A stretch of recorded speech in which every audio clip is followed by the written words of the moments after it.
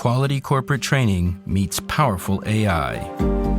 Docebo is the world's first generative AI learning platform. You can customize the learning experience and create content in seconds. Learn more at docebo.com.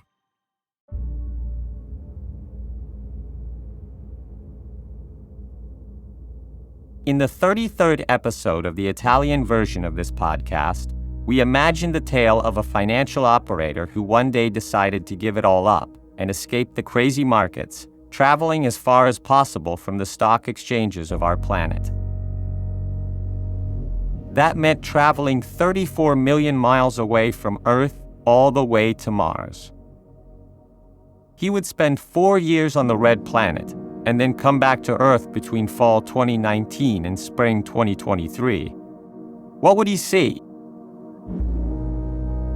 He would be shocked to see the devastation caused by COVID-19, by the war in Ukraine, by inflation, as well as the acceleration of technology and the rise of AI. In this episode, we'll revisit our imaginary financial expert after his sojourn on the planet Mars. And so he's returned to Earth, this time at the start of 2024. Just in time for the conflict in the Middle East and the growing tensions between Russia and NATO. Just in time for the new American elections. In the following months, 2 billion people will be asked to vote, either in India, in the USA, or in Europe. And it's clearly time to work on the market, as it's affected by heavy anomalies and shocking paradoxes.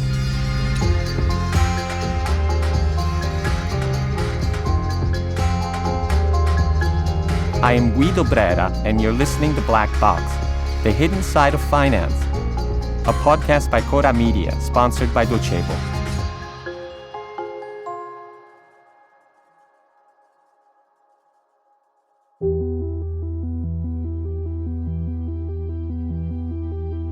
The first paradox we'll look at is that of the bonds market, which looks just as secure and reliable as it was during the days of quantitative easing and expansionary monetary policies, in the days in which the central banks were pumping liquidity into the system as it was reeling from the crisis of 2008.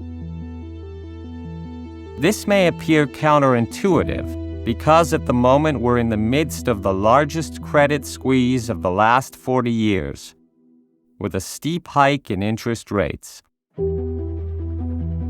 Actually, these are still the long and mid-term effects of the liquidity injected 12 months ago for the rescue of the so-called regional banks.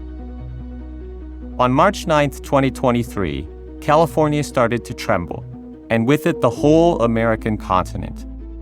The shares of Silicon Valley Bank crashed by more than 62%. The bank was holding the accounts of some of the most important IT startups in the valley, and the next day it closed for lack of liquidity and insolvency. Soon after the crack of Silicon Valley Bank came that of Signature and then First Republic. 1 year later, the bonds market is still stable due to the interventions made to face the crisis. Meanwhile, the American Treasury is supporting the economy in many ways, such as rising interest rates, to keep inflation well under control.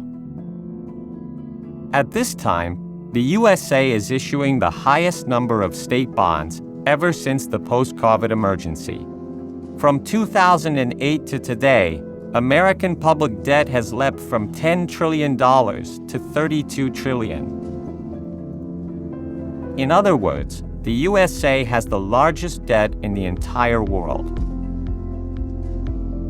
From bonds to equities, all categories of investors are now interested in buying securities. This means institutional investors, hedge funds betting on short and long positions, and quantitative funds driven by algorithms. The entire market is madly optimistic. The only ones selling are CEOs and executives. We've rarely seen so many insiders selling all at the same time and so intensely. But families, especially, are the ones buying. Their savings have never before been so invested in equities.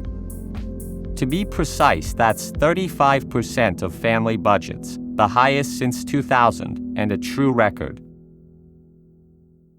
Clearly, this entire situation comes with enormous risks. A sudden market shift would have devastating effects. Once again, finance proves its biopolitical power in conditioning the lives of millions of people.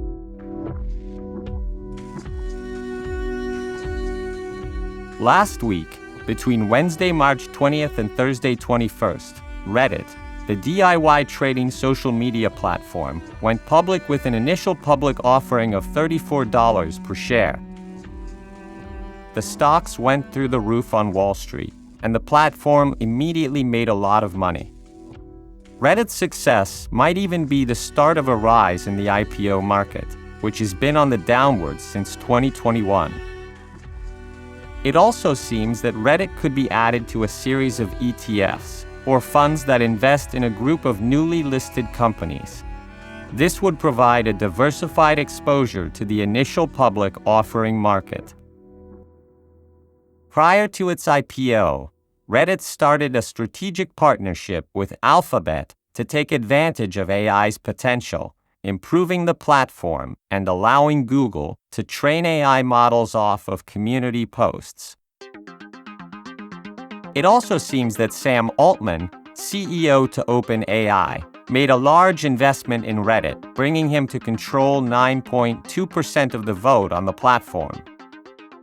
The evolution of Reddit towards the public market reflects a deep transformation of the platform from marginal community to more traditional discussion center. Long gone are the days in which Reddit launched a swarm of small investors to save the video game company GameStop from investment funds that were betting on its demise.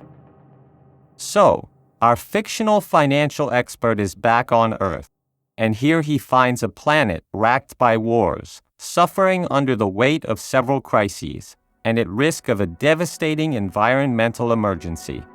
However, he would be able to console himself with the optimism and euphoria coming from the markets. And it doesn't matter that these markets are in serious danger of focusing on a select few securities and sectors. Nor does it matter that a sudden change in trends could bring everything tumbling down with catastrophic consequences. It doesn't matter because nothing seems to affect the dreamy vision of the best of all possible worlds that the latest financial transactions want to represent.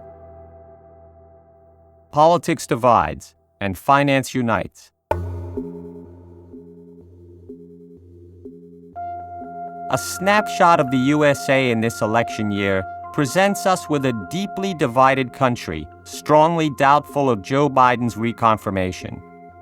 The country seems to remember well the assault on Capitol Hill on January 6, 2021, and the threat of a second Donald Trump presidency. And yet, from the point of view of the markets, especially the American ones, it seems that everything is just fine.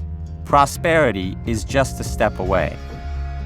The only consolation seems to be in the United Markets of America.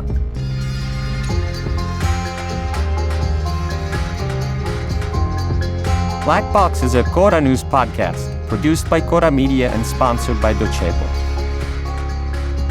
Written by Guido Brera with I Diavoli. Editorial supervision by Francesca Milano. Intro and sound design by Luca Micheli. Editing and post-production by Luca Micheli and Mattia Liciotti.